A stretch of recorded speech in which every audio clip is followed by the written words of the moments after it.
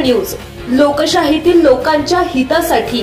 राज्यासह परराज्यातील भाविकांचे भक्तिस्थान असलेल्या सोनारी येथील श्री काळभैरवनाथाची यात्रा 4 मे ते 6 मे या दरम्यान साजरी होत आहे। या यात्रेनिमित्त भैरवनाथ ट्रस्ट, ग्रामपंचायत आणि प्रशासनाकडून भाविकांसाठी विविध सुविधा आणि नियोजनाबाबत आढावा घेण्यासाठी ग्रामपंचायत कार्यालयात मंगळवारी बैठक घेण्यात आली। सोनारी यात्रा महोत्सवासाठी आढावा बैठक सोनारी येथील ग्रामपंचायत कार्यालय आयोजित केली होती। ही बैठक उपविभागीय अधिकारी वैशाली पाटील यांच्या अध्यक्षतेखाली घेण्यात आली।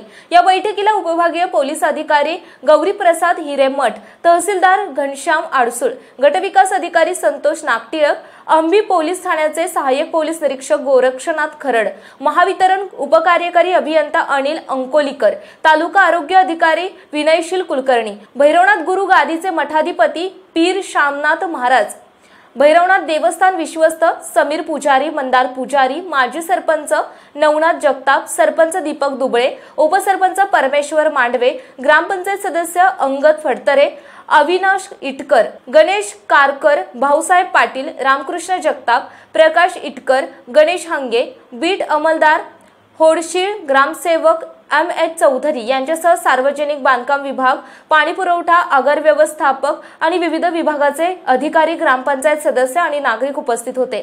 बैठकीदरम्यान यात्रेच्या अनुषंगाने मंदिर परिसर आणि गावातील इतर ठिकाणी पिण्याच्या आणि अंघोळीच्या पाण्याची सोय करणे, भाविकांना भैरवनाथाचे सुलभ दर्शन घेता यावं यासाठी बॅरिकेटिंग लावणे, मंदिर परिसरात अग्निशमन गाडी लावणे, जागोजागी सूचना फलक आणि सीसीटीव्ही कॅमेरा बसवणे, रथमार्गाची डागडुजी करणे, जादा बस आणि गाड्या सोडणे, आरोग्य सुविधा अशा विविध विषयांवर चर्चा करण्यात आली आणि उपस्थित अधिकारी आणि ग्रामस्थ यांनी रथमार्ग, बस स्थानक आणि पार्किंगसाठी जागा पाहणी केली।